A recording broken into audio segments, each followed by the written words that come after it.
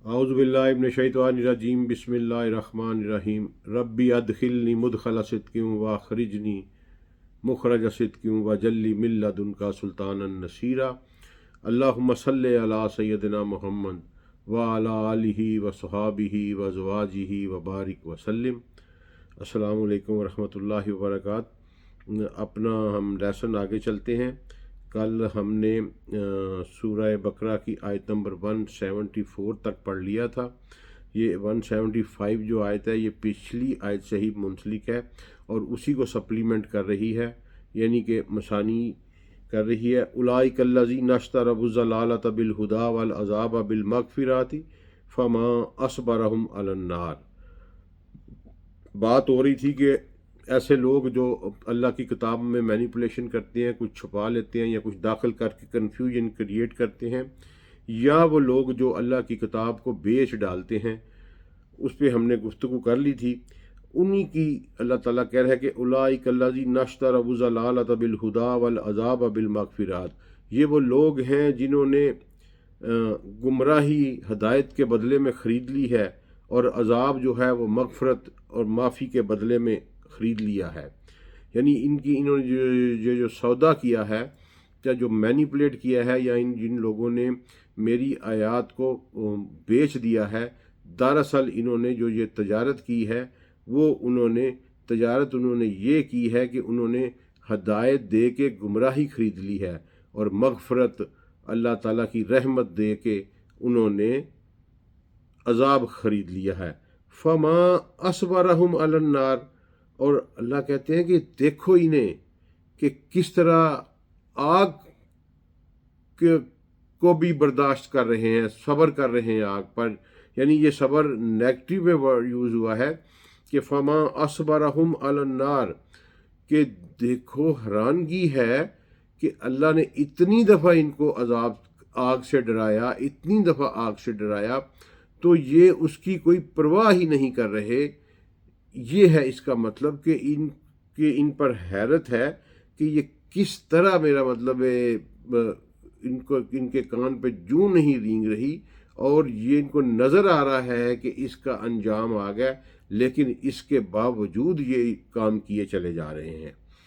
अच्छा जी, मैंने आपको बताया था ना कि कल भी कि ये अब टोटल की टोटल जो है ना, ये legislation and training for Muslim उम्मा है आगे। तो इसी को ज़ालिका बिअन्नल्लाहि नज़्ज़ल अल किताब बिल हक़ इन्नल्लज़ीना इख्तलफ़ू फ़िल किताबि लफ़ी शिक़ाक़िन बईद। अल्लाह कह रहे हैं कि ज़ालिका बिअन्नल्लाहि, ये इसलिए है कि नज़्ज़ल अल किताब बिल हक़, अल्लाह ने अपनी किताब हक़ के साथ अल्लाह नाज़िल फरमा चुका है। व इन्नल्लज़ीना इख्तलफ़ू फ़िल किताबि, और अब वो लोग जो इस किताब पर इख्तलाफ करेंगे, ये आ गई है जनाब फ़िरका वारियत के ख़िलाफ़ एक लेजिस्लेटिव डिग्री इशू हो रही है। समझ लें कि ये लेजिस्लेशन हो रही है फ़िरका वारियत के ख़िलाफ़। इन्नल्लज़ीना इख्तलफ़ू फ़िल किताबि, वो लोग जिन्होंने किताब के मामले पर इख्तलाफ किया, लफ़ी शिकाकिन बईद। और यहाँ अल्लाह शिकाक बड़ा खूबसूरत लफ्ज़ यूज़ करें, शिकाकुन बईद। शिकाक होता है समझ ले डिसेंसेशन, डाइवर्जेंस। और जिस तरह आपने देखा है कि रेल की कांटा जो होता है, यानी जहाँ जंक्शन बनता है, तो रेल पे एक लाइन से दूसरी लाइन निकलती है, तो ट्रेन बड़ी ऐसे ऐसे आहिस्ता आहिस्ता ना ऐसे ऐसे मूव करती है, ऐसे ऐसे ऐसे ऐसे खुलती जाती है। तो वो जूं जूं यानी आगे सफ़र बढ़ता है, उनका उन दोनों लाइनों का, उन दोनों ट्रैक्स का फासला आपस में बढ़ता चला जाता है। इसी को शिकाक कहते हैं।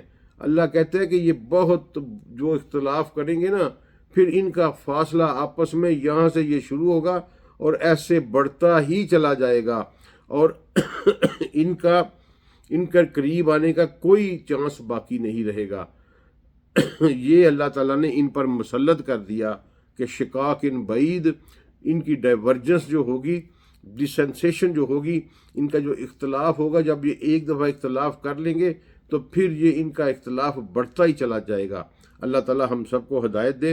अच्छा जी, उसके बाद है आयत नंबर 177 جو ہے نا جی، یہ بڑی لمبی آیت ہے، اور اس کو ذرا پڑھ لیں اور اس کا سیکوینس پہ آپ نے غور کرنا ہے۔ لیس البر ان تولوا وجوہکم قبل المشرق والمغربی، یہ کوئی نیکی نہیں کہ تم اپنے چہرے جو ہیں، اپنے منہ جو ہیں وہ مشرق کی طرف کر لو یا مغرب کی طرف کر لو۔ اللہ کہتا ہے یہ کوئی نیکی نہیں، لیس البر، یہ کوئی نیکی کا کام نہیں، یہ کوئی اچھائی نہیں، ان تولوا وجوہکم قبل المشرق والمغربی، کہ تم موڑ لو اپنے چہرے مشرق کی طرف یا مغرب کی طرف، وَلَكِنَّ الْبِرَّ، بلکہ نیکی یہ ہے، من آمن باللہ، جو کوئی اللہ پر ایمان لے کے آیا، والیوم الآخری، یوم الآخر پر، والملائکاتی، ملائکہ پر، والکتابی، کتابوں پر، والنبیین، اور نبیوں پر، وآت المال علی حبہ، اور خرچ کیا اس نے وہ مال جس کی وہ محبت اپنے دل میں رکھتا ہے، یعنی اپنے ہاتھوں سے اپنی محنت سے کمایا ہوا مال خرچ کرتا ہے۔ کہاں؟ ذوی القربیٰ، اپنے عزیز و اقارب پر، والیتامى، اور یتیموں پر، والمساکین، اور مسکینوں پر، وابن السبیل، اور مسافروں پر، والسائلین، اور سوال کرنے والوں پر، وفی الرقاب، اور گردنیں چھڑانے کے لیے۔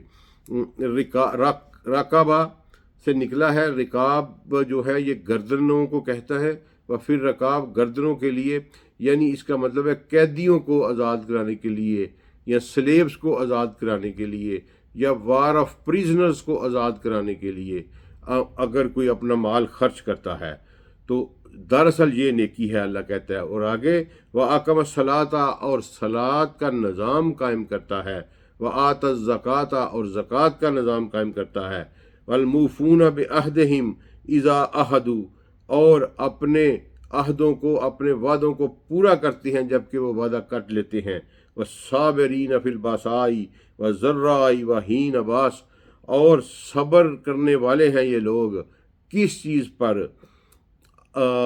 باسا ہوتا ہے ڈسٹریس، ایڈورسٹری، وار، ٹھیک ہے جی، کہ یہ حالت جنگ میں جو ڈیورسٹیز آتی ہیں، جو وائلنس ہوتا ہے، اس پر بھی صبر کرتے ہیں، وذرائی، اور جو تکلیف انہیں آتی ہیں، جو مصیبتیں آتی ہیں اس پر بھی صبر کرتے ہیں، وحین باس، اور پاورٹی اگر ان کے اوپر آتی ہے، یعنی غربت آتی ہے تو اس میں بھی صبر کرتے ہیں۔ اولئک الذین صدقوا، یہی لوگ سچے ہیں، صدقوا، یہی لوگ صداقت والے ہیں، واولئک هم المتقون، اور یہی لوگ ہیں جو تقوی رکھتے ہیں، تقوی اختیار کیے ہوئے ہیں۔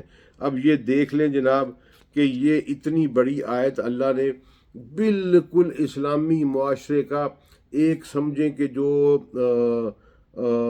فیس ہے نا، پری فیس، یہ بل بورڈ بنا کے لگا دیا کہ اسلامی معاشرہ اس طرح کا ہوگا، اور اس کی یہ اس کے رہنے والوں کے یہ سیلینٹ فیچرز ہوں گے۔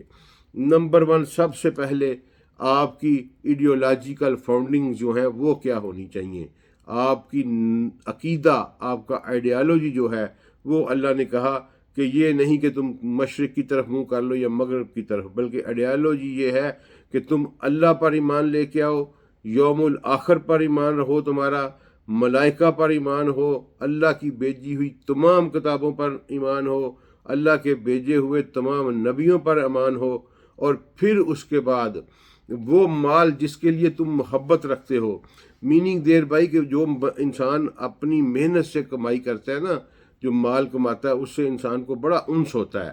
تو اللہ کہتا ہے کہ جو تم نے اپنی محنت سے مال کمایا ہوا ہے، اور تم جو اس مال جو تمہیں بہت عزیز ہے، یہ نہیں کہ فالتو پڑا ہوا آپ نے دے دیا، یا اترے ہوئے کپڑے جو آؤٹ آف فیشن ہو چکے ہیں اور اب آپ کا پہننے کو دل نہیں کرتا، اور آپ نے بڑا جناب غریبوں کو دے کے تو آپ سمجھتے ہیں کہ ہم نے بڑی 30 مارخانی کی یا حاتم تائی کی قبر کو لات مار دی۔ بالکل نہیں، اللہ کہتا ہے وہ مال خرچ کرو جس کو، جو تمہیں عزیز ہے، جس کو تم محبت رکھتے ہو۔ کہاں؟ سب سے پہلے اپنے عزیز و اقارب پر، वल-यतामा यतीमों पर, वल-मसाकीन और भूखे लोगों पर, मस्कीनों पर, पुअर्स के ऊपर, जो लोग नेसेसिटीज़ ऑफ लाइफ से महरूम है उनको मसाकीन कहा जाता है, और वब्न सबील और जो और रस्तों में यानी मुसाफिर हैं और ज़ादे राह ख़त्म कर हो गया है, उनके साथ किसी किस्म का कोई हादसा पेश आ गया है, कोई नागहानी आफत आ खड़ी हुई है जिसकी वजह से उनका नुकसान हो गया, वो इस काबिल नहीं रहे कि वो अपनी मंजिल तक पहुंच सकें। वह साइलीना और वो लोग जो तुम पर सवाल करते हैं, अपनी ज़रूरत तुम्हारे ऊपर लेके आते हैं। वह फिर रिकाब और वो प्रिजनर्स, ग़ुलाम तो अब ख़त्म हो गए, ये ग़ुलामों के लिए भी था, प्रिजनर्स के भी की था, वह प्रिजन ऑफ वार्स के लिए भी है। ये सब लोग, और कोई अगर समझें कि कोई जिस तरह कोई सूद में कोई फैमिली जकड़ी हुई है, जिस तरह ये हमारे यहाँ बट्टा मजदूर होते हैं, उनकी गर्दनें फंसी हुई होती हैं और वो बेचारे बड़े एक्सप्लॉइट होते हैं इसके ऊपर, तो अल्लाह कहता है तुम अपने बेहतरीन माल इन ये मुसारफ बताएं अल्लाह ने कि तुम खर्च करो। अब आगे गौर करना है आपने, ज़रा मेरे साथ रहना है। वह आकम सलाता और नमाज सलाह को कायम करते हैं, किस तरह उन्होंने शऊर में टक टक थोड़े मार मार के नमाज भर दिया है। नमाज का लफ्ज़ ना अल्लाह ने इस्तेमाल किया, ना अल्लाह के रसूल ने, ना सहाबा ने, ना हमारे कुरून उला के किसी मुफस्सर ने और किसी मुहद्दिस ने नमाज का लफ्ज़ ना आशना था, ता अंका के ये जो ईरानियन कल्चर है ये इंडिया में आया और नमाज लेके आया। अच्छा जी, तो अल्लाह कहता है कि सलाह का निज़ाम कायम करते हैं, वह आत ज़काता और ज़कात अदा करते हैं। अब यहाँ ये देखें, चले बस पहले पढ़ लें। वल मूफून बि अहदिहिम इज़ा आहदू, और अपने वादों को पूरा करते हैं जब वो वादा कर चुके हैं। अच्छा जी, अब ये देखें कि अल्लाह ने जो सबसे पहली बुनियादी शर्त बताई, जो मैं आपको बताता होता हूँ कि अकायद होंगे, इस्लाम का जो मुआशरा है, इस दीन है ही मुआशरे के ऊपर लागू करने के लिए, सबसे पहले उसके अकायद आएंगे, इन्हीं अकायद में सारी इबादत आ जाएंगी। ठीक है जी, इन्हीं अकायद में नमाज भी आ जाएगी या सलाह भी आ जाएगा, खाली सलाह, अकीमुस्सलाह नहीं, इन्हीं अकायद में हज रोज़ा भी आ जाएगा। अच्छा जी, अल्लाह कह रहा है कि सबसे पहले आइडियोलॉजिकल फाउंडिंग तुम्हारी क्या होनी चाहिए, आइडियोलॉजिकल फाउंडिंग, उसके बाद आपने अनफा का यानी आपके मामलात की बात आ गई। सबसे पहले आइडियालॉजी, फिर आपके मामलात आ गए, फिर आपका निज़ाम सलाह आ गया, और फिर जाके निज़ाम ज़कात आया, और फिर वलमूफून बिअहदिहिम इज़ा अहदू, फिर आपकी अखलाकियात आ गई। ठीक है, और फिर आपका पेशेंस आ गया। ये एक पूरा सीक्वेंस है, अल्लाह ने पूरी तरतीब में इस्लामी मुआशरे का जो निज़ाम है ये बना के आपके सामने रखा है। अब ज़कात और सलाह पे हम बड़ी तफसीली गुफ्तगू कर चुके हैं, और निज़ाम ज़कात के ऊपर जब हम ये सूरह बकरा ख़त्म करेंगे तो ये मैंने नोट डाउन करके रखा हुआ है कि सूरह बकरा का जो हमारा आखिरी लेक्चर होगा उसमें हम बड़े एलेबोरेट अंदाज में निज़ाम सलाह और निज़ाम ज़कात पढ़ेंगे। लेकिन ये आयत वाज़े कर रही है कि वो माल जो आप ज़ाती हसीयत में खर्च करते हैं वो ज़कात के ज़ुमरे में नहीं आता, क्योंकि अल्लाह ने पहले उसके मुसारफ बता के कि वो माल जिससे तुम मोहब्बत रखते हो उसके मुसारफ अलहदा से बताए हैं, और फिर कहा है कि नमाज सलाह का निज़ाम और ज़कात का निज़ाम जो है ना जी, ये आप करते हैं, कायम करते हैं। यानी अगर आप ऊपर वाली हिस्से को देखें कि जहां आप सदका खैरात कर रहे हैं, जहां अपने बेहतरीन माल को खर्च कर रहे हैं, उसके मुसारफ अल्लाह ने अलहदा गनवाए हैं, और फिर आगे जाके پھر نظام صلاح اور نظام زکوٰۃ کی بات کی ہے کہ یہ بھی تم نے قائم کرنا ہے۔ اس کا مطلب ہے کہ زکوٰۃ جو ہے یہ ایک فارم آف ٹیکسیشن ہے جو کہ گورنمنٹ کو ادا کی جائے گی، یا پھر گورنمنٹ کی پرمیشن سے اگر کوئی بندہ کوئی اور کلیکٹ کرتا ہے اور اس کو آگے خرچ کرتا ہے تو وہ with the approval pre approval of the government ہوگا۔ اس کو تھوڑا سا سمجھ لیں، اور باقی جو کچھ آپ کریں گے وہ آپ کا سمجھ لیں کہ آپ کی سخاوت ہوگی، انفاق ہوگا آپ کا، اور وہ زکوٰۃ کنسیڈر نہیں ہوگی۔ زکوٰۃ وہی ہے، اصل میں زکوٰۃ وہی ہے جو اسٹیٹ کو ٹیکس دیا جائے گا۔ اسی لیے ہمیں ایک روایت ملتی ہے کہ بہت سارے لوگوں نے صحابہ اکرام رضوان اللہ علیہم اجمعین سے پوچھا جب خرابی پیدا ہو گئی تو فرمایا کہ ہم دیکھ رہے ہیں، یہ معاویہ کے دور میں ہوا، کہا کہ ہم دیکھ رہے ہیں کہ بیت المال کا خزانہ جو ہے وہ اس کے مصارف غلط ہیں، اس کو اپنی ذاتیات کے لیے لٹایا جا رہا ہے اور اس سے عیاشیاں کی جا رہی ہیں، اس سے رشوتیں دی جا رہی ہیں، تو کیا ہم ان کو زکوٰۃ دیں؟ تو جناب عبداللہ بن عمر نے کہا کہ تم ان کو دے دو، اب اگر یہ اس میں خیانت کریں گے تو عذاب ان کے اوپر ہوگا، تمہارے سر پر نہیں۔ تو وہاں بھی انہوں نے عبداللہ بن عمر نے ایک پرٹیکولر کیٹاسٹرافک کنڈیشن میں، جب کہ لوگ یہ بات دیکھ رہے تھے کہ بیت المال میں بددیانتیاں کی جا رہی ہیں، اس وقت بھی یہ فتویٰ دیا کہ یہ زکوٰۃ تم ان کو دے دو، اگر یہ اس میں خیانت کریں گے تو اللہ ان سے پوچھے گا، ہمارے سروں سے، ہماری گردنوں سے یہ ٹیکسیشن کا بوجھ اتر جائے گا۔ اب اس کی ہم جب بات کریں گے تو پھر ہم تفصیلی گفتگو کریں گے کہ اب جب کہ اسٹیٹ کا نظام بھی نہیں ہے اسلامک، اور دوسری طرف ملٹیپل ٹیکسیشن ہے، یہ بیوٹی آف اسلام دیکھیں۔ میں یہاں صرف آپ کو تھوڑا سا کنسیپچول کلیئرٹی دے دوں کہ جو دنیا کا یہ ایکچوئل یہ جو ہے نا جی اقام الصلاۃ و آتى الزکاۃ، یہ معاشی اور معاشرتی نظام ہے۔ اس پہ میں تفصیلی آپ سے بات کروں گا، لیکن ابھی آپ صرف یہ سمجھ لیں، کیونکہ میں چاہتا ہوں کہ ہم رمضان کے آنے سے پہلے سورہ بقرہ کو ختم کر لیں، اور رمضان سے آنے سے پہلے انشاءاللہ زکوٰۃ والا جو ہے نا وہ یہ بالکل کرسٹل کلیئر کر لیں گے۔ بیوٹی آف اسلام یہ ہے، یہ فنینشیل ماڈل ہے اسلام کا۔ اس فنینشیل ماڈل میں it is entirely different from the سمجھ لیں آپ کے ادر جو کیپٹلسٹک ٹیکسیشن سسٹم ہے، اس سے اپنی بیسک فاؤنڈیشن اور اپنی جسٹ کے لحاظ سے ہی ڈفرینٹ ہے اسلام کا نظام معاشیات اور اسلام کا نظام ٹیکسیشن۔ دنیا کے تمام کیپٹل سسٹم میں آپ کی انکم کے اوپر ٹیکس لگایا جاتا ہے، جبکہ زکوٰۃ آپ کی سیونگ کے اوپر ٹیکس ہے۔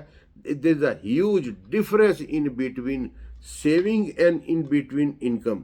کیسی خوبصورت ریاست بناتا ہے۔ مطلب فار ایگزامپل میں ملازم ہوں، میری تنخواہ دینے سے پہلے اس میں سے ایک ہیوج اماؤنٹ ٹیکس کی کاٹ لی جاتی ہے۔ آپ سب لوگ جانتے ہیں کہ سیلریڈ پرسن کا tax at the head of the source پہ کٹ جاتا ہے، اور اسی طرح جو اگر لوگ دیتے ہیں یا نہیں دیتے، جو لوگ ویسٹرن ورلڈ میں رہ رہے ہیں وہ بہتر سمجھیں گے کہ آپ کی گراس انکم کے اوپر ٹیکس لگایا جاتا ہے وداؤٹ یہ دیکھنے کے کہ آپ کے اخراجات کتنے ہیں اور آپ کا لائف سٹائل کے اوپر، آپ کے ضروریات کے اوپر کتنا پیسہ لگ رہا ہے۔ لیکن اسلام یہ نہیں کرتا۔ اسلام آپ کی سیونگ کے اوپر جو ہے نا جی وہ ٹیکس لگاتا ہے، اور پھر آپ کے یہ نہیں ہے کہ بندہ 10 کروڑ کمایا سال میں اور بندہ 10 کروڑ کی عیاشی کر کے کہے کہ میرے پاس بچا نہیں۔ وہ نظام کی جب بات کریں گے میں آپ کو بتاؤں گا کہ وہ کس طرح قدغنے لگاتا ہے کہ تم جو ہو فضول خرچی نہیں کر سکتے۔ تم ایک خرچ ایکسپینسز میں ایک حد سے زیادہ نہیں بڑھ سکتے۔ اسلام کس طرح قیمتی لباس کے اوپر جو ہے اپنا کیا موقف رکھتا ہے، اسلام کس طرح پرتعیش لائف کے اوپر اپنا موقف رکھتا ہے، اور کس طرح پھر اگر انسان اس نظام کی بریکٹ میں رہ رہا ہو تو اس کے پاس پھر کس طرح سیونگز بنتی ہیں، اور ان سیونگز کے اوپر جو ہے وہ پھر قرآن جو ہے یا اسلام جو ہے وہ ٹیکس لگاتا ہے، انکم کے اوپر ٹیکس نہیں لگاتا۔ مثلا فار ایگزامپل میری تنخواہ اگر 5 لاکھ روپیہ ہے تو قطع نظر اس کے کہ گورنمنٹ یہ دیکھے کہ میری ضروریات یا میرے بچوں کی ہیلتھ، میرے بچوں کی فیملی، ایک ایگزامپل دے رہا ہوں، فیملی ریکوائرمنٹ، ان کی ایجوکیشن کا ایکسپینس، ان کی موبلٹی کا ایکسپینس، وہ اس سے پورا ہوتا ہے کہ نہیں ہوتا، اس نے آپ کی کو پیسے دیتے ہوئے اس میں سے 80,000 90,000 لاکھ روپیہ 1,10,000 روپیہ کاٹ لینا ہے۔ اسے کوئی غرض نہیں کہ اب آپ اس کے ساتھ کیسے گزارا کریں گے۔ ایک منیمم سلیب چھوڑ دی جاتی ہے، جو بھی اس منیمم سلیب سے اوپر آتا ہے اس کا ٹیکس کاٹ لیا جاتا ہے وداؤٹ کنسیڈرنگ کہ اس کو کوئی پیسے بچ رہے ہیں کہ نہیں بچ رہے۔ یہ استثالی نظام ہے اور یہ ایکول ٹو ربا ہے۔ میں یہ آپ کو بات بتا دوں، بہت سے لوگ کہیں گے جی اکانومی نہیں چلے گی، جتنی اکانومی نظام زکوٰۃ و عشر سے چلتی ہے اتنی اکانومی دنیا کا کوئی ٹیکسیشن نظام نہیں چلا سکتا۔ میں آپ کو فگرز کے ساتھ 3 یا 4 کرافٹس کے اوپر میں نے کام کیا ہوا ہے کہ اگر ہم، اور صوبہ پنجاب کے حوالے سے کیا ہوا ہے، اس کی ایک ایکڑج کو کاؤنٹ کر کے 4 کرافٹس جو ہوتی ہیں ان کے اوپر میں نے کام کیا ہوا ہے کہ اگر ہم ان میں صرف منیمم سلیب کا عشر نکالیں تو ہم کتنے لوگوں کو فری 1 سال کا کھانا دے سکتے ہیں، اور یقین مانیں کہ بات کروڑوں میں چلی جاتی ہے۔ میں پورا نظام آپ کے سامنے رکھوں گا کہ اتنی بڑی خوشحالی آتی ہے صرف زکوٰۃ اور عشر سے کہ آپ کو کسی اور چیز کی ضرورت نہیں رہتی۔ اور اس پہ بھی پھر ہم بات کریں گے کہ اب اسٹیٹ نہیں ہے، اب کیا کیا جائے اور اس فرض سے کیسے عہدہ برا ہوا جائے۔ تو یہ ترتیب ہے جی کہ سب سے پہلے آپ کی ایڈیالوجی آ گئی، اس کے بعد آپ کے معاملات آ گئے۔ معاملات میں آپ نے اپنے گرد و نواح، اپنے عزیز و اقارب کے ساتھ حسن سلوک کرنا ہے اور اپنا پیسہ خرچ کرنا ہے ان کے اوپر۔ پھر اس کے بعد نظام صلاح آ گیا، یعنی کہ معاشرت آ گئی۔ پھر اس کے بعد نظام زکوٰۃ یعنی کہ معیشت آ گئی، اور پھر اس کے بعد صابرین فی الباساء، یہ آپ کی اخلاقیات آ گئی۔ یہ ہو گیا عبادات، ٹھیک ہے جی، معاملات، معاشرت، معاشیات اور اخلاقیات۔ یہ 5 چیپٹر ملیں اگر، اور یہ 5 کے 5 چیپٹر اس کتاب کے مطابق گزریں تو پھر اسلام کا نظام بنتا ہے، اور پھر اس کو دینی نظام کہتے ہیں، اس کو دین کہتے ہیں۔ اس کے اوپر ہم ایک جو چیپٹر ہے اس کے اوپر جیسے جیسے یہ آئیں گے وہ ڈسکس کریں گے، اور یہ انشاءاللہ اللہ سے زندگی رکھے میں رمضان سے پہلے آپ کو نظام صلاح اور نظام زکوٰۃ کے اوپر پورا ود فل ٹرانسپیرنسی کے ساتھ آپ کو بریف کر دوں گا انشاءاللہ۔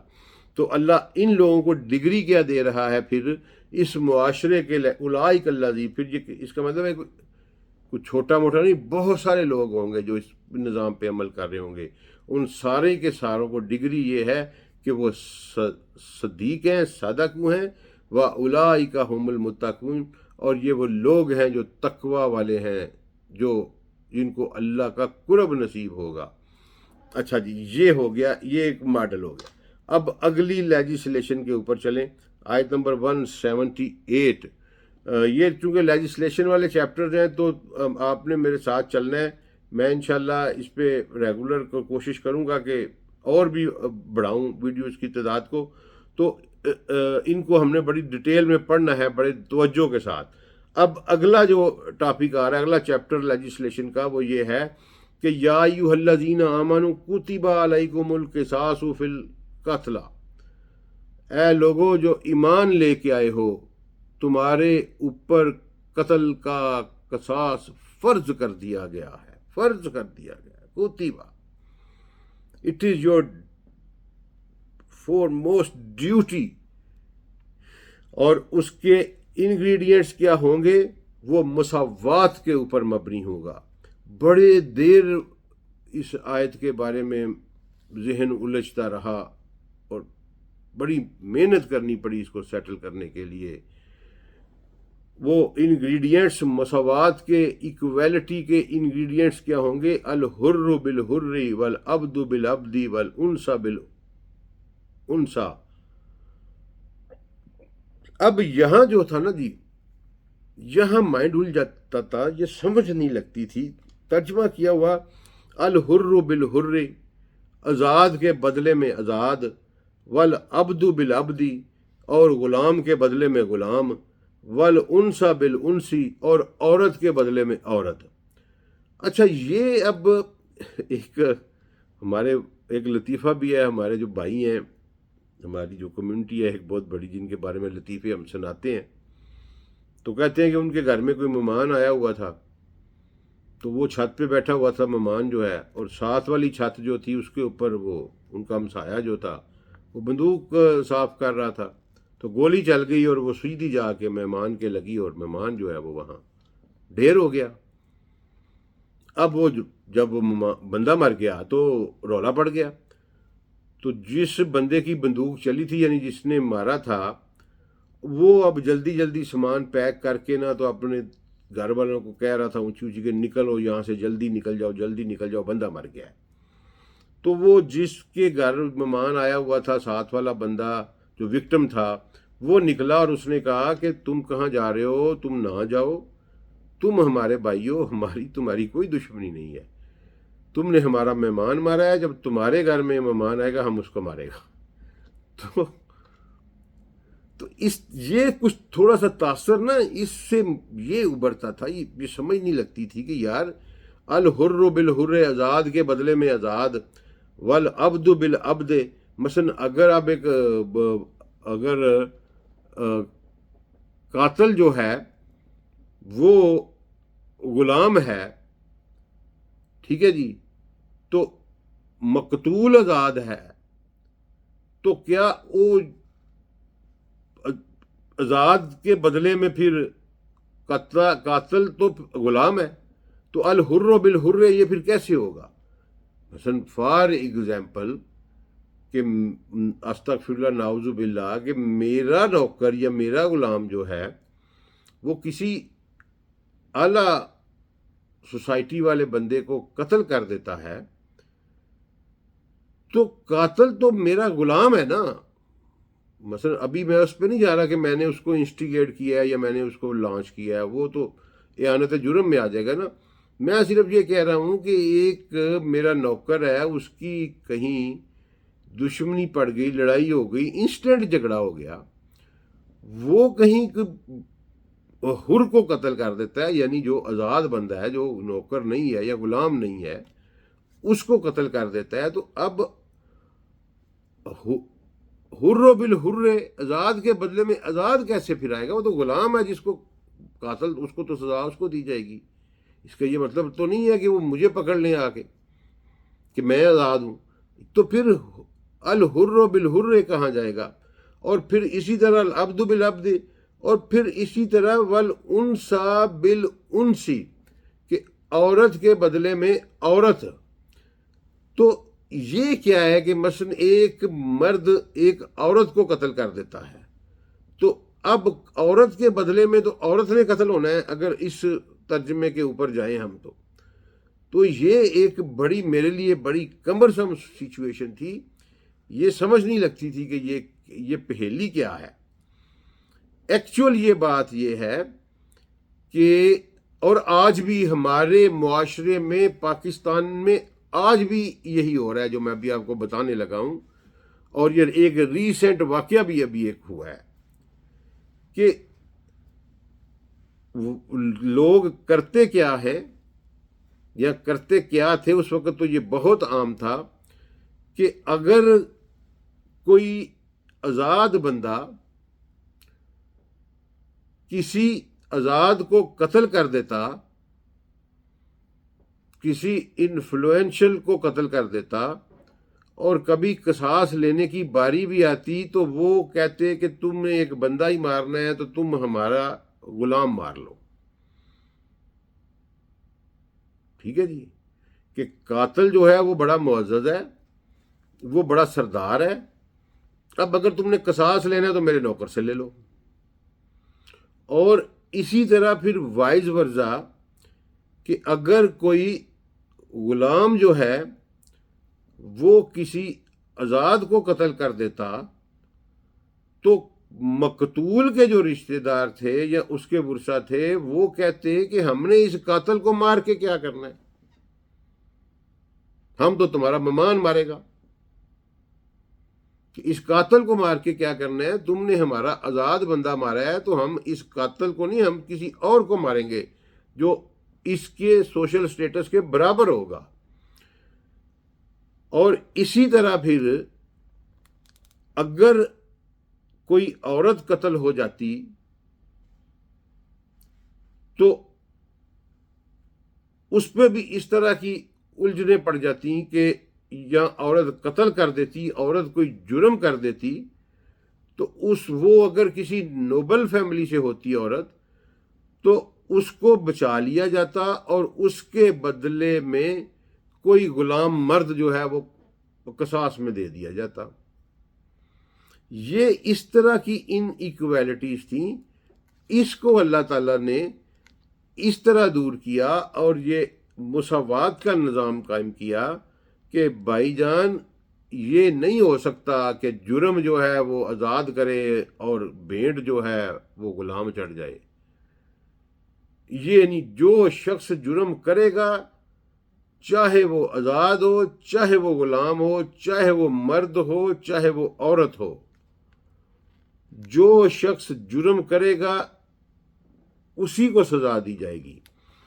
اور پھر ایک اور بات تھی کہ ایک بہت خطرناک سچویشن تھی کہ ایک بندے کے قصاص کے لیے پورا قبیلہ مار دیتے اور ایک پوری نسل ختم کر دیتے، اور ایک بندے کے قصاص کے لیے 10 سال 8 سال جنگیں ہوتی رہتی، 3 نسلیں کینہ اپنے دل میں چھپا کے پھرتے رہتے، اور جہاں موقع ملتا اور وہ بندہ چاہے مر گیا ہوتا، یعنی قاتل ہاتھ نہیں آیا، وہ اپنی طبی عمر پوری کر کے چلا گیا، تو میں نے وہ دل میں سینہ رکھنا ہے کہ اس کے چاچے نے میرا ابے کو مارا تھا، اب وہ چاچا مر گیا ہے تو میں نے پھر میرے ہاتھ ان کا کوئی بھتیجا اگلوں کا چڑھ گیا، اس کا بیٹا چڑھ گیا، کوئی پوتا چڑھ گیا، تو میں نے اس کو کھڑکا دینا ہے کہ اور پھر جی میں نے انتقام لے لیا.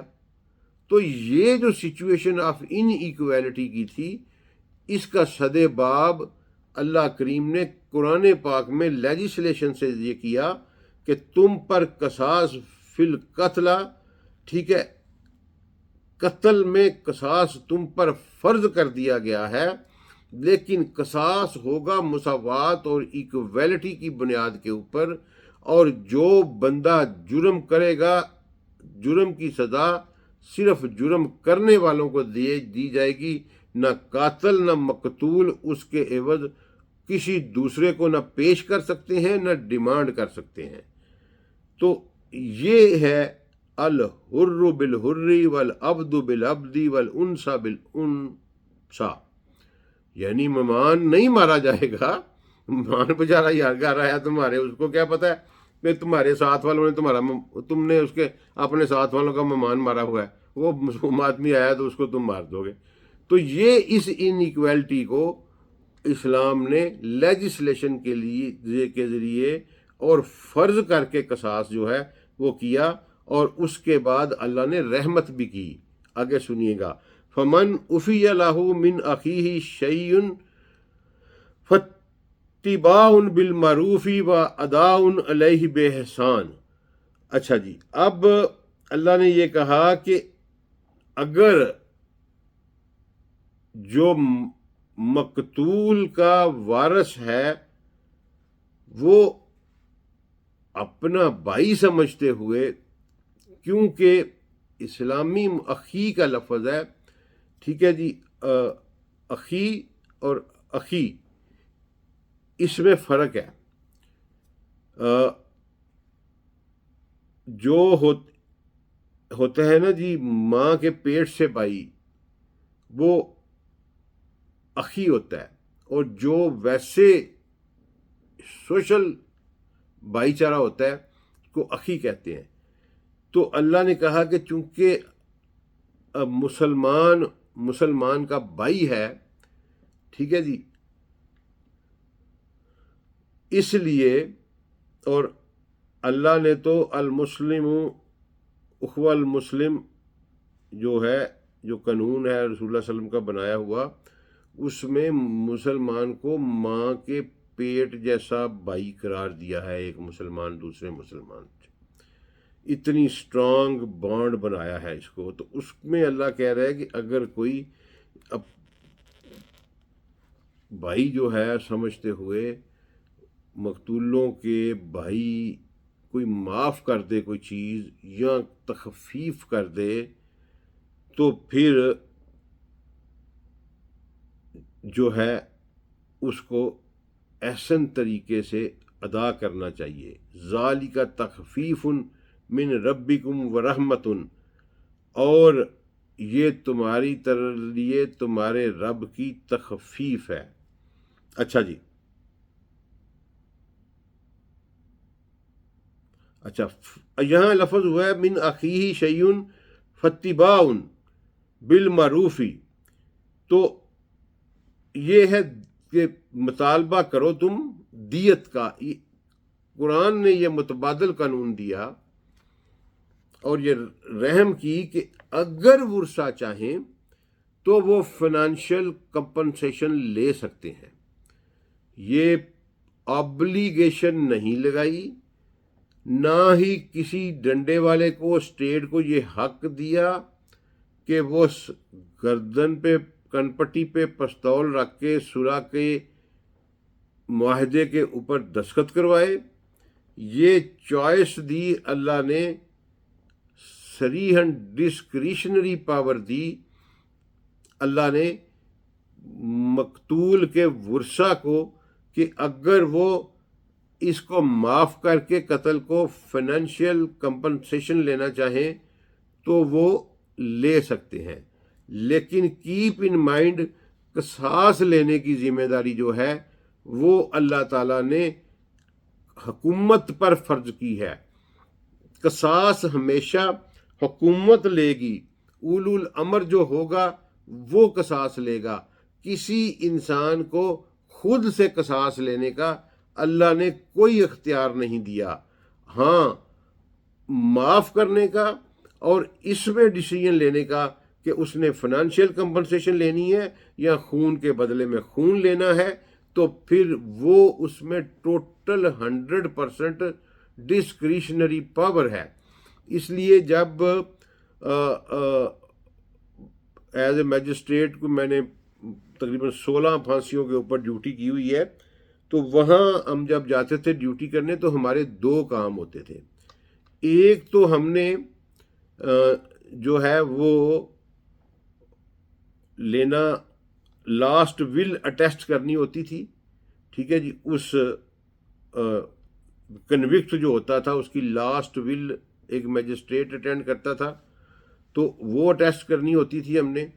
اور دوسرا وہاں جو ہے نا جی وہ ایز اے اسٹیٹ ریپریزنٹیٹیو قصاص لینا ہوتا تھا مقتول کا. مقتول کے ورثہ کو بھی وہاں بلایا جاتا ہے جب پھانسی دی جاتی ہے، اور یہ قانون ہے، ان کے ورثہ کو وہاں بلایا جاتا ہے. یہ ان کی چوائس ہوتی ہے کہ وہ جو آئیں یا نہ آئیں، لیکن اسٹیٹ جو ہے وہ خود بندوبست کرتی ہے. اسٹیٹ کے اہلکار ہوتے ہیں اور اسٹیٹ کے بہاف کے اوپر ایک ذمہ دار افسر ہر پھانسی کے اوپر بیٹھا ہوتا ہے، اور وہ اسٹیٹ کے بہاف کے اوپر اس مقتول کا قصاص لیتا ہے اور پھر اس کی ڈیتھ کو کنفرم کر کے نیچے سائن کرتا ہے کہ جی واقعی ڈیتھ ہو گئی ہے. جب ڈاکٹر رپورٹ دیتا ہے تو اس کو وہ نیچے پھر انڈورس کرتا ہے کہ قصاص ہیز بین ٹیکن. اچھا اس میں نا جی ایک دفعہ جو نا یہ بھی اسی سے متعلقہ ہے کہ ایک دفعہ ایک بڑا عجیب و غریب سا واقعہ ہو گیا. ساہیوال جیل میں ڈیوٹی پہ گیا تو پھانسی جو ہے نا یہ ہمیشہ صبح صادق پھوٹنے سے پہلے دی جاتی ہے. ٹھیک ہے، سمجھ لیں تہجد اور فجر کے درمیان میں جو وقت ہوتا ہے نا تب پھانسی دی جاتی ہے. اس کی پتہ نہیں کیا لاجک ہے، لیکن لا میں ایسی پاکستانی لا میں ایسے ہی لکھا ہوا ہے. تو ساہیوال جیل میں میری ڈیوٹی تھی، وہاں ایک کنوکٹ تھا اور اس کو ہم نے ایگزیکیوٹ کروانا تھا. تو وہ سارا وہاں میں پہنچا رات کو 1-1:30 بجے کے قریب. تو سارا پروسیس کیا، بل لکھی، اس کی جو بھی ہوتے ہیں میرا مطلب ہے معاملات، چیکنگ وغیرہ کی. تو اچھا اس کے بعد جب موقع آیا تو وہ بندہ جو تھا نا کنوکٹ، وہ بڑے ہیوی وجود والا تھا. اور یہ بڑا دلچسپ واقعہ ہے. میں آپ کو قصاص کی بتاتا ہوں کہ قصاص کیا ہوتا ہے. تو وہ تھوڑا سا ہیوی وجود تھا. اب اس کو جب میں نے ڈاؤن کرنے کا آرڈر دیا گیلو کو تو اس نے ڈاؤن کیا تو وہ جناب رسا ٹوٹ گیا. اب وہ بندہ ساتھ ہی جو ہے نا وہ نیچے گہرا گڑا ہوتا ہے. تو یہ بالکل نہ وہ ٹک کر کے رسا ٹوٹا اور وہ بندہ بیچارہ جو ہے وہ نیچے گر گیا. اب وہ قصور سے تھے جو سپرنٹینڈنٹ جیل تھے. تو میں نے اور اس نے وہ میرے ساتھ کرسی پہ بیٹھا تھا. ہم نے ایک حیرانگی کی طرف ایک طرف دیکھا تو مجھے اس نے کہا کہ سر اب کیا کریں. میں کہتے تھی پھر اب ایک آلٹرنیٹ گیلو بھی تیار کیا ہوتا ہے. تو میں کہا تھلیوں کڈو پھر ٹنگ دیو. اچھا وہ جناب انہوں نے نکالا. اس وہاں سے بندہ بیچارہ زخمی بھی ہو گیا. ٹھیک ہے، اب ظاہر ہے وہ ابھی مرا نہیں تھا، استغفر اللہ، اس کی ڈیتھ نہیں ہوئی تھی، وہ رسا ٹوٹ گیا، وہ نیچے گڑھے میں گرا، اس کو بلیڈنگ بھی ہو رہی تھی. لیکن ہم نے وہ فٹافٹ پکڑا اور دوسرے جو آلٹرنیٹ گیلو تھا اس پہ لٹکا کے تو ایگزیکیوٹ کر دیا.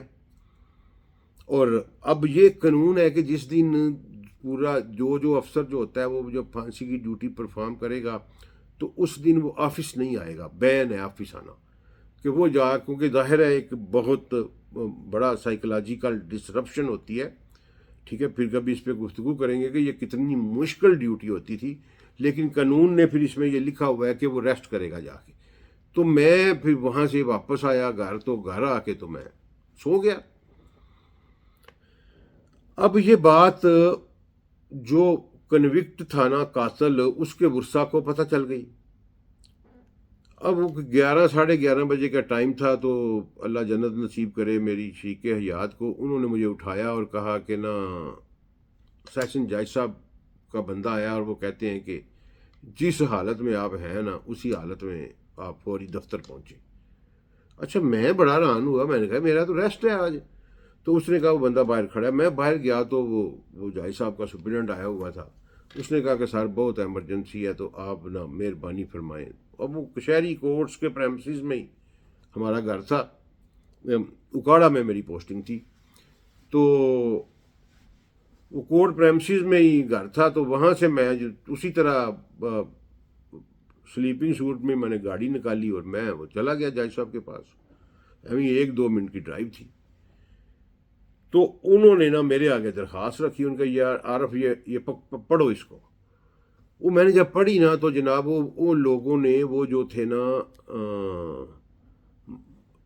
قاتل یعنی کنوکٹ کے ورثا، انہوں نے میرے خلاف درخواست دے دی کہ انہوں نے کہا جناب کہ ہمارے بندے کو ایک دفعہ پھانسی کا حکم تھا اور ایک دفعہ پھانسی لگ گئی، رسا ٹوٹ گیا. مجسٹریٹ صاحب کے پاس دوسری دفعہ پھانسی لگانے کا اختیار نہیں تھا. انہوں نے ہمارے بندے کو قتل کیا ہے، لہٰذا ان کے اوپر قتل کا پرچہ دیا جائے. اب میں نے تو جناب وہ درخواست پڑھی تو ظاہر ہے وہ بندہ کہتا ہے کہ چلو میں پیسے بھر دوں گا. بندہ کیسے بھرے گا؟ تو میرے تو آسان خطا ہو گئے. اچھا جج صاحب نے مجھے پھر پوچھا، چوری ظفر حسین صاحب تھے، اللہ تعالیٰ جنت نصیب کرے، فوت ہو گئے ہوئے ہیں. بڑے شاندار آدمی تھے، میں نے بہت سیکھا ہے ان سے. بڑے شاندار آدمی تھے. تو سیشن جج صاحب نے مجھے پوچھا کہ عارف ادھر وہ نا ادھر کے رہنے والے تھے پنڈ دادن خان چکوال سائڈ کے، تو پہاڑی بولی بولتے تھے. مجھے کہتے ہیں عارف کیا ہوا سی ہوتے؟ میں کہ سر کچھ بھی نہیں ہویا ہے، یہ کہ لکھیا ہے. میں کہ سر یہ کی وہ بندہ بارا سی، میں کہ جی تو انہوں اسی ٹنگیا تو رسا ٹوٹ گیا تو آپ مڑ ٹنگ دیتا. میں کہ اچھا اب وہ کہتے ہیں عارف تو سمجھدار آدمی یار، تو یہ کیا کیتا؟ میں کہ سر کی مطلب؟ انہوں نے کہا تو انڈین فلمیں نہیں ویکھیا کہ وہ رسا ٹوٹ جاتا تے انگریز دے دور 'چ رسا ٹوٹ جاتا سی تے بندہ چھوڑ دیں سر. میں کہا سر میں تو فلمیں ویکھدا ہی نہیں. تے دوسرا میں کہا جی میرے تو علم میں یہ گل نہیں. انہوں نے کہا یار تو بندہ ٹنگ چھوڑیا یار. اچھا میرے تو سمجھ لیں کہ اسان بالکل ہی خطا ہو گئے. اتنی دیر میں نا ایک چوری نذیر صاحب تھے ایڈیشنل سیشن جج، وہ بھی بڑا روبسٹ تگڑا بندہ تھا اور دیسی بندہ تھا. ابھی بھی مجھے چند دن پہلے ملے ہائی کورٹ میں، وکالت کرتے ہیں ریٹائرمنٹ کے بعد. تو وہ نا آئے انٹر ہوئے اس کمرے میں، تو مجھے کہتے ہیں او کاکا تو اس حالت کی اتنے بیٹھے ہیں؟ میں کہا سر وہ اچھا وہ کیونکہ میں نے وہ سلیپنگ سوٹ ٹراؤزر شرٹ پہنی ہوئی تھی تو وہ دیکھ کے رہان ہوئے. کہتے ہیں کاکا تو سینئر تھے کافی ہم سے. میں کاکا تو اس حالت کتنے اتنے بیٹھے ہیں کی کرنا پہ؟ میں کہا سر وہ پھانسی لائی سی تے وہ رسا ٹوٹ گیا.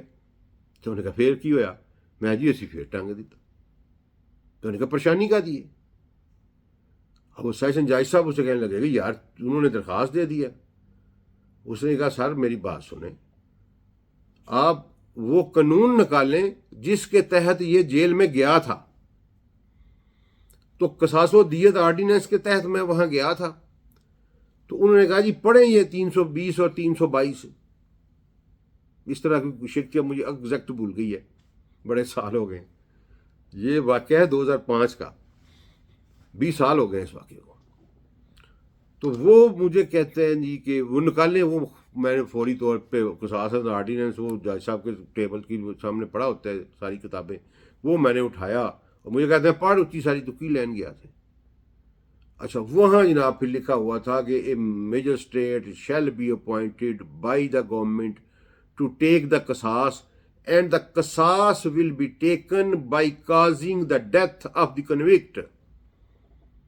انہوں نے کہا سر یہ بندہ وہاں رسے کے لیے نہیں گیا تھا، یہ بندہ وہاں ہمارا جو افسر ہے یہ ڈیتھ کاز کرنے کے لیے گیا تھا.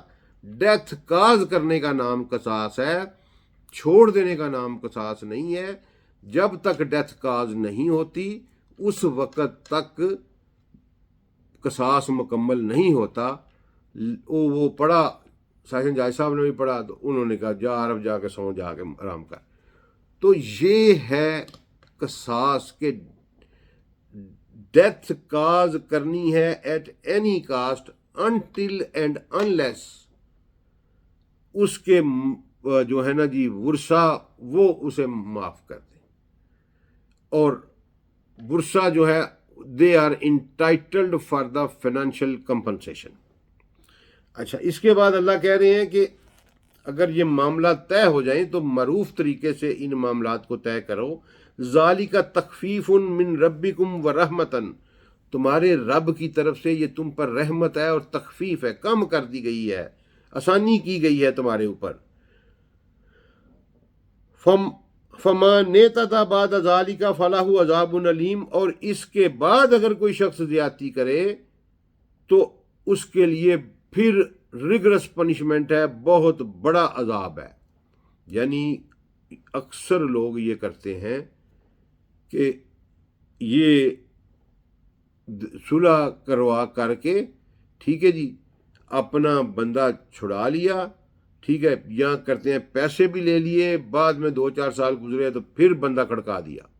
یہ اکثر ہمارے پنجاب میں اس طرح ہوتا ہے، اور ہمارے علاقے میں گجرانوالی والی سائڈ پہ تو بہت ہوتا ہے یہ کام.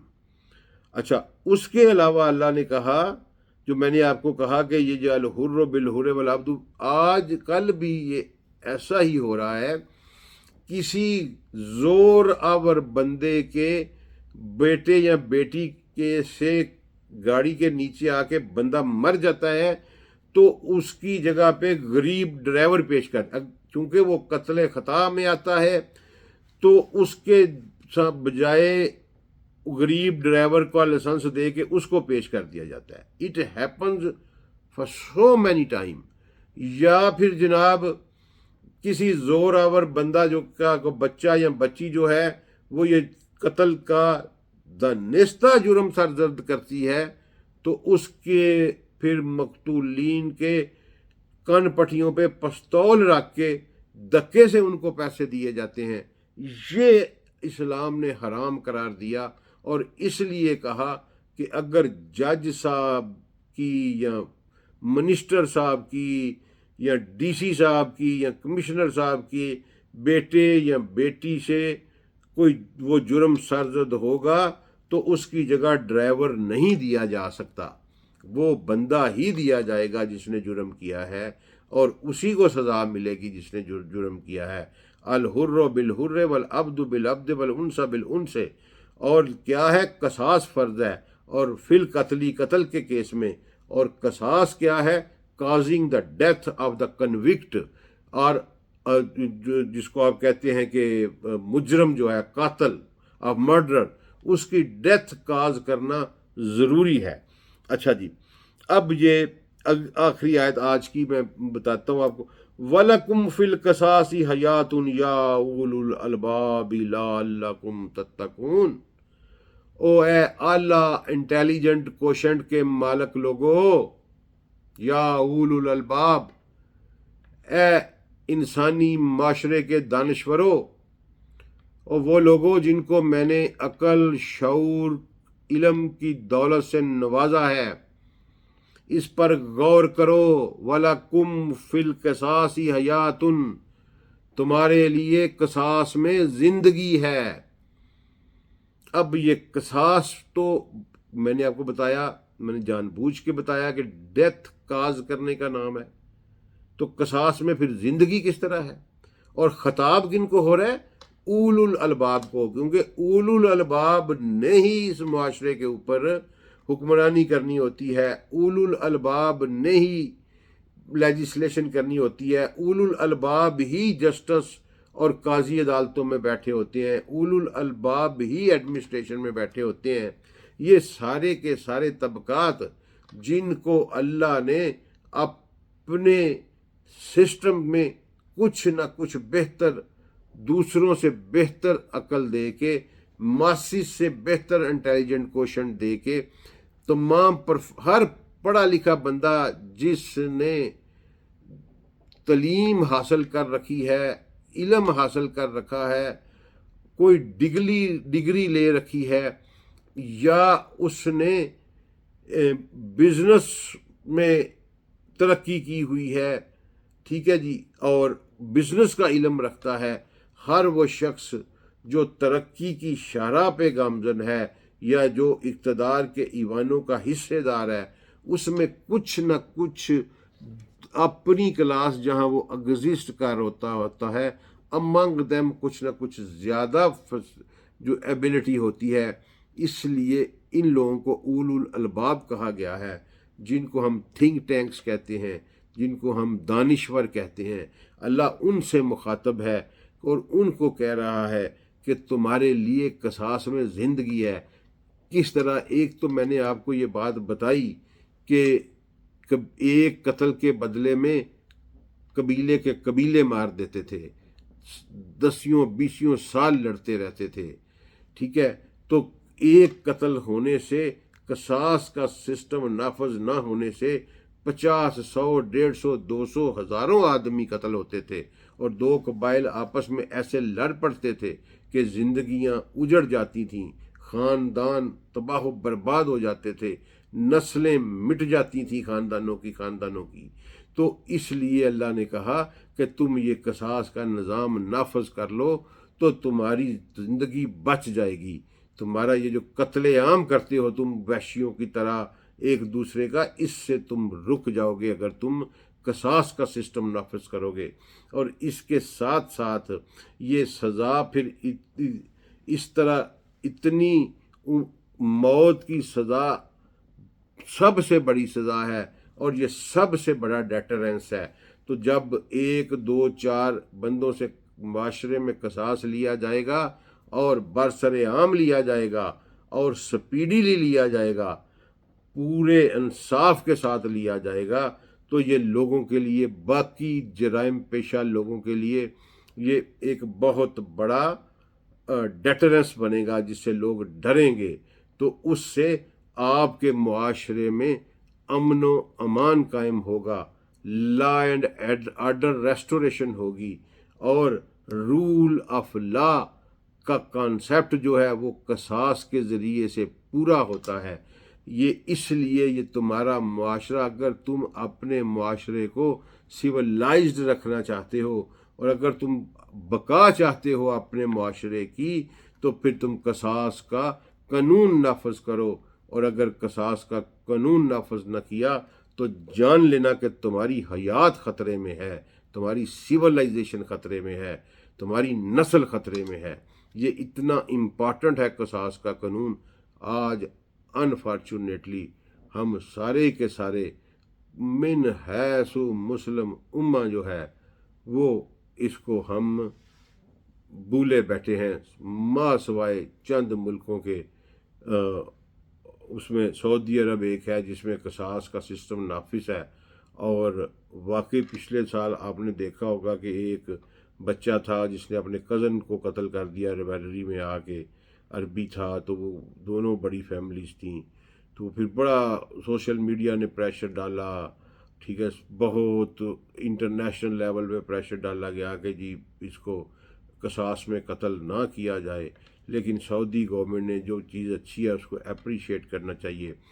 سعودی گورنمنٹ نے کیٹاگوریکل کہا کہ یہ اس کے ورثہ ہیں، یہ معاف کر دیں گے، تو معافی ہے۔ اگر انہوں نے معاف نہ کیا اور دیت قبول نہ کی تو اس کا سر قلم ہوگا ہی ہوگا۔ تو پھر انہوں نے، سگے کزن تھے وہ آپس میں، لیکن انہوں نے پھر معاف نہ کیا، اور اس بچے کو، یعنی ینگ لڑکا تھا، 20s میں تھا، تو اس بچے کو پھر برسر عام جو ہے اس کا سر قلم کر دیا گیا۔ تو اس کے علاوہ ہمارا کیا کہتے ہیں، ہمارے معاشرے میں تو پہلے تو پھر بھی کبھی کوئی لگا دیتے تھے، اب تو کئی سال ہوئے ہیں۔ وہ محض زینب جو واقعہ ہوا تھا اس میں بھی کس دن بات کریں گے، تو وہ اس کے قاتل کو لگائی گئی تھی۔ بہت سارے جو ہیں کنوکٹس جو ہیں وہ جیلوں میں پڑے ہوئے ہیں، اور بہت سارے لوگ جو ہیں جن کے مقتولوں کے ورثہ ہیں وہ اس لمحے کا انتظار کر رہے ہیں کب ان کا قصاص لیا جائے گا۔ لیکن یورپی یونین کا پریشر ہے ہمارے اوپر کہ اگر آپ نے سزائے موت نافذ کی تو ہم آپ پر اکنامک فائنینشیل سینکشنز لگا دیں گے۔ کیوں؟ کہ اس لیے کہ وہ اپنا جال بچھا رہا ہے، اور آہستہ آہستہ آہستہ آہستہ ہماری رگوں میں سرایت کر کے ہمیں اپنی ربوبیت کی طرف لے جا رہا ہے۔ وہ کون؟ وہی جس کو مسیح الدجال کہا گیا تھا۔ وہ اس کا سسٹم اینکر ہو چکا ہے، اور ہم من حیث النظام، من حیث القوم اس وقت اس شکنجے میں ہیں کہ اگر ہم نے اللہ کے قانون پر عمل درآمد کیا تو ہمارا رزق روک لیا جائے گا۔ دجالیت کا اس سے بڑا مظاہرہ اور کوئی نہیں ہو سکتا۔ ہم سب اس میں برابر کے قصوروار ہیں، برابر کے مجرم ہیں، اور اتنے بڑے قصوروار ہیں، اتنے بڑے مجرم ہیں کہ ہم نے کبھی اس کا تذکرہ ہی نہیں کیا۔ کسی جمعہ پڑھانے والے نے، کسی تبلیغ کرنے والے نے میرے آقا کی سچائی پہ آشکار اٹھتا ہے انسان کا دماغ۔ لاکھوں کروڑوں درود و سلام میرے آقا و مرشد سیدی محمد مصطفیٰ صلی اللہ علیہ وآلہ وسلم پر۔ فرمایا کہ جب دجال کا ذکر ممبروں اور مساجد سے بند ہو جائے تو سمجھ لینا کہ اس کی آمد بہت قریب ہے۔ جناب والا، یہ میں نے آپ کو ایک مثال دی ہے کہ کوئی دجال کے حوالے سے یہ گفتگو نہیں کرتا، حتیٰ کہ یہ 100% 100%، کیونکہ رب کہتے ہی اس کو ہیں جو آپ کو رزق، جو آپ کا فائنینشیل سسٹینر ہوتا ہے، اور اللہ کے قانون کو معطل کر دینا اس لیے کہ ہمارا رزق روک دیا جائے گا، میننگ دیر بائی کہ آپ اللہ کو نہیں کسی اور کو رب مان رہے ہیں۔ کوئی نہیں بولتا، کوئی نہیں بولتا، کچھ ہونے والا ہے، کچھ آنے والا ہے، بہت جلد، انتظار کریں۔ السلام علیکم ورحمۃ اللہ وبرکاتہ۔